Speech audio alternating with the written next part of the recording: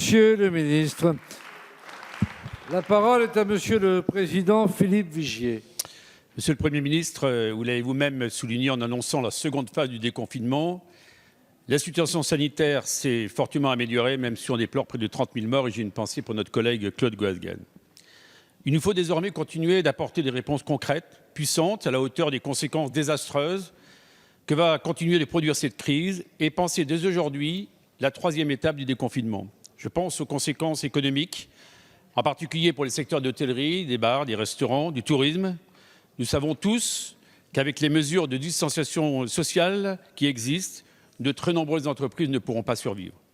Je vais donc vous poser 3 questions précises. À quelle échéance envisagez-vous une reprise de ces activités dans les conditions normales?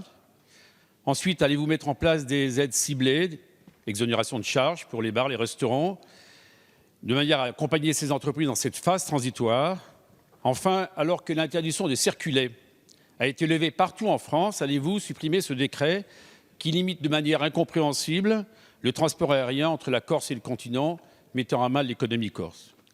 Je voudrais ensuite, Monsieur le Premier ministre, vous parler des conséquences sociales de cette crise et plus particulièrement de l'école.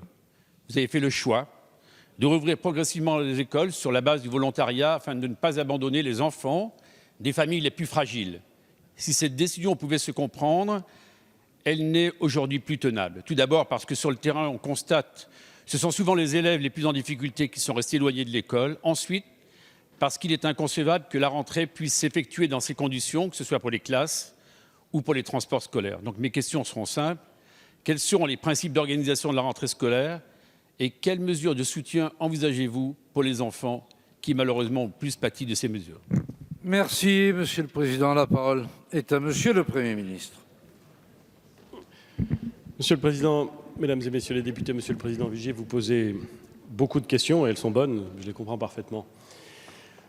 Vous insistez d'abord sur l'hôtellerie, les cafés, les restaurants, sur ce secteur qui est particulièrement impacté par la crise sanitaire que nous venons de traverser, puisqu'il a été, s'agissant des cafés et des restaurants, interdit d'exercer pendant de longues semaines. S'agissant de l'hôtellerie, il n'a pas été formellement interdit, mais enfin par définition, dès lors qu'il n'y avait pas de restauration et peu de déplacements, c'était compliqué de faire fonctionner ces établissements.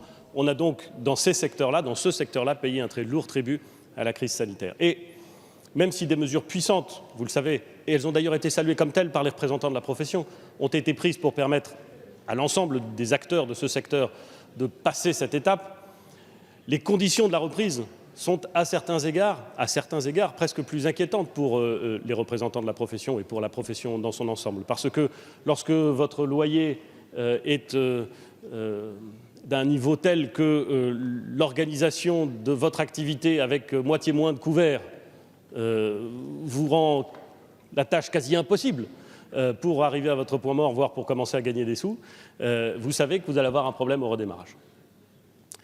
Je veux dire plusieurs choses sur ce sujet, Monsieur le Président Vigier. D'abord, nous avons pris des mesures pour permettre aux acteurs de passer l'étape et nous avons indiqué, le ministre de l'Économie et des Finances, le secrétaire d'État auprès du ministre de l'Europe et des Affaires étrangères, tous les membres du gouvernement, tous ceux qui s'intéressent à l'avenir de ce secteur ont dit que ces mesures avaient vocation à durer jusqu'à la fin de l'année. Nous voulons continuer à aider ce secteur pour qu'il puisse passer cette étape très difficile. D'abord parce que c'est parfaitement légitime, ensuite parce que c'est une force de notre pays. C'est un des éléments de l'attractivité de notre pays, c'est un des éléments, si j'ose dire, de la façon de vivre collective qui est la nôtre et à laquelle nous sommes extrêmement attachés. Il faut donc que nous les aidions. Ces mesures, nous l'avons dit, vont se poursuivre jusqu'à la fin de l'année, puisque ces secteurs sont encore impactés par le virus. Deuxième chose, nous avons procédé à un déconfinement progressif. C'est vrai, je l'assume, pour des raisons sanitaires.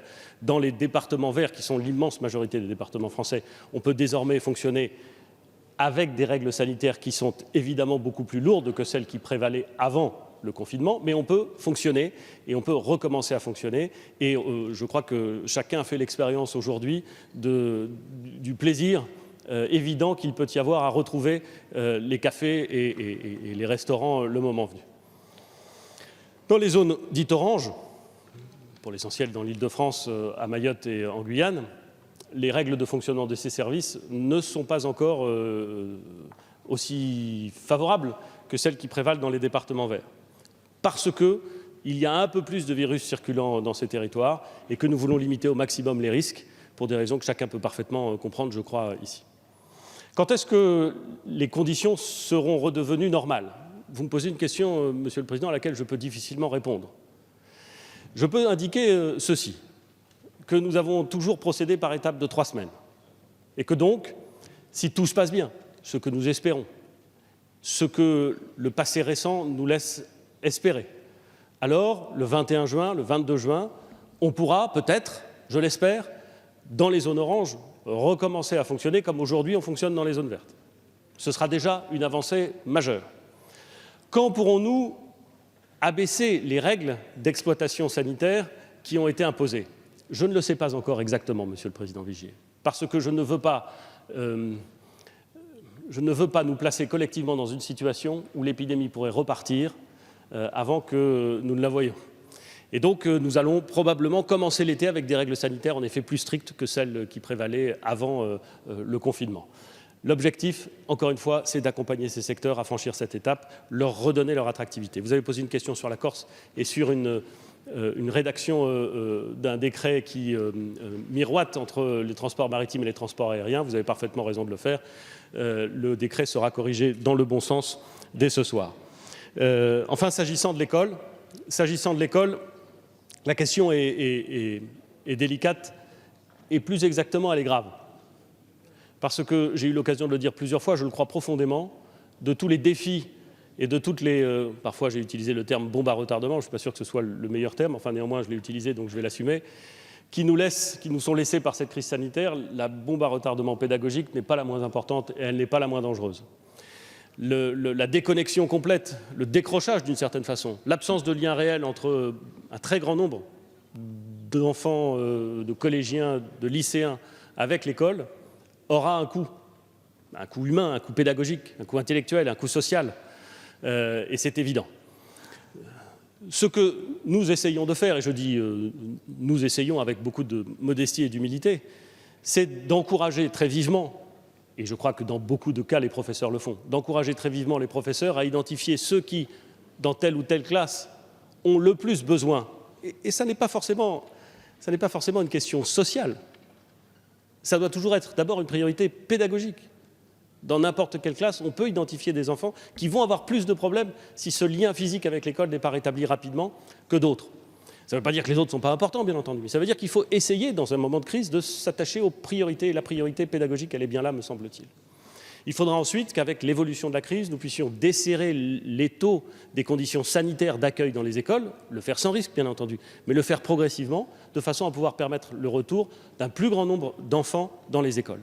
Et enfin, il y a une troisième raison, je l'ai dit ici à l'Assemblée nationale la semaine dernière, et je veux le redire aujourd'hui avec beaucoup de clarté. Dans la façon de reprendre la classe, dans la façon d'accueillir à nouveau les élèves, il faut, et ça n'est pas un scandale, c'est même parfaitement légitime, il faut s'interroger sur le caractère pratique pour les parents.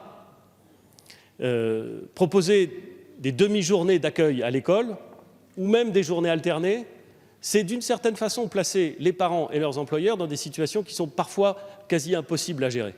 Et même si l'impératif est pédagogique, et il doit rester pédagogique, bien entendu, il me paraît qu'on peut, dans les circonstances que nous connaissons, prendre en compte cet impératif, prendre en compte cette nécessité qui est une nécessité d'intérêt général pour essayer de faire en sorte que l'accueil des enfants réponde aussi à cette logique. La préparation de la rentrée sera une grande affaire. La préparation de la rentrée de septembre sera une grande affaire. Le mois de juin est engagé, mais la préparation de la rentrée de septembre sera une grande affaire. Elle fera l'objet d'un travail intensif par le ministère, avec, je l'espère, les élus locaux qui sont évidemment intéressés par les questions que nous aurons à arbitrer. Et je crois que nous souhaitons tous que la rentrée puisse se passer dans les meilleures conditions, sanitaires, pédagogiques possibles, mais nous avons encore, d'ici là, beaucoup de travail.